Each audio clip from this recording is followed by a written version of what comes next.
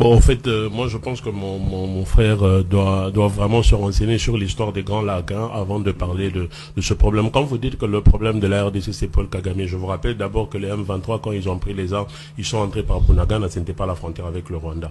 Personne ne parle de Museveni, personne ne parle de l'Ouganda. Pourquoi? Parce que déjà cette machination politicienne qui est entrée dans le venin de chaque Congolais voit toujours Kagame, le mal. Je voudrais vous rappeler le CNDP, quand vous parlez de pourcentage des membres du M23 qui sont des Rwandais, c'est tout à fait faux. Parce que déjà, quand il y a eu l'accord du 23 mars avec le CNDP, ils se sont convenus pour le retour des réfugiés. Ils se sont convenus pour la cessation des hostilités, de discrimination qui se passent ici n'importe où.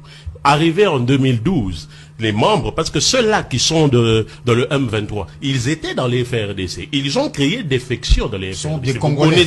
Des Congolais, vous connaissez bien Makenga. Makenga est de Massissi, ce n'est pas un Rwandais. Vous connaissez, j'ai besoin de Bissimo. Bissimo est un Mouchi, ce n'est pas un Rwandais.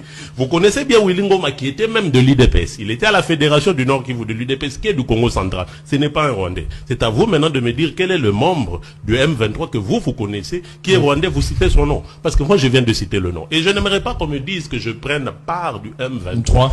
Qui est le Congolais qui a pris, moi personnellement, j'ai quitté Kinshasa, j'ai pris mon avion avec mes propres frères, je suis allé à Goma, je suis allé dans le Rutshuru, je suis allé dans le Massissi, je suis allé de l'autre partout. C'est là-bas que j'ai appris que le chef de l'État avait invité en 2020 le M23 ici. Ils étaient logés ici pendant plus de 10 mois.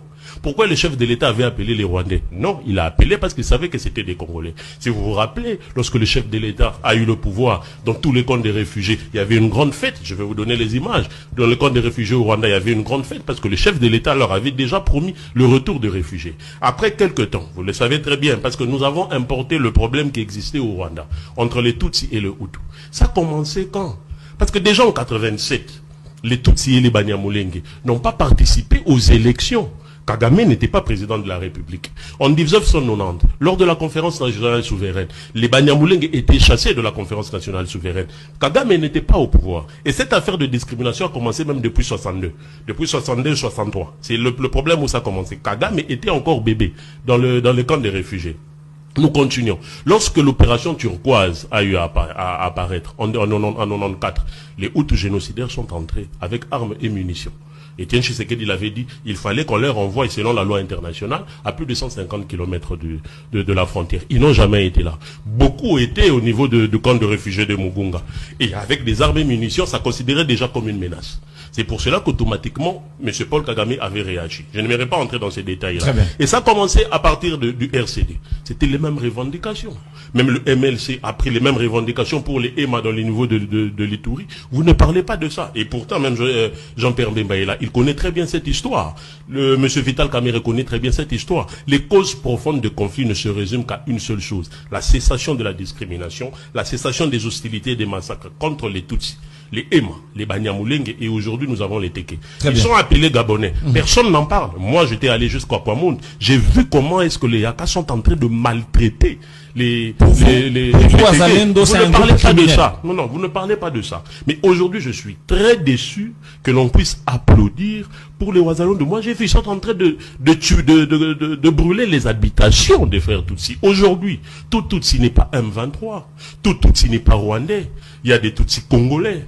Mais quand vous voyez une personne avec une morphologie, entre guillemets, Tutsi, vous dites que c'est un Rwandais. Non, il faut faire la part des choses. Très bien. Si les Ouazalendo sont là pour le M23, et nous leur avons donné cette possibilité de se massacrer, ils doivent laisser maintenant la population congolaise, je répète, les Ouazalendo disent, les Tutsis doivent rentrer chez eux.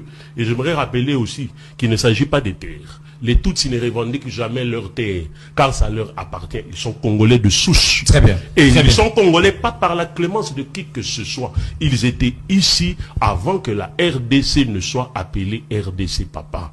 Il faudrait comprendre ces genres de choses et prenons l'unité, la paix et la fraternité. Je pense que c'est à travers ce que l'on va aider. Je dois répondre. Bon, en fait, moi je pense que mon frère doit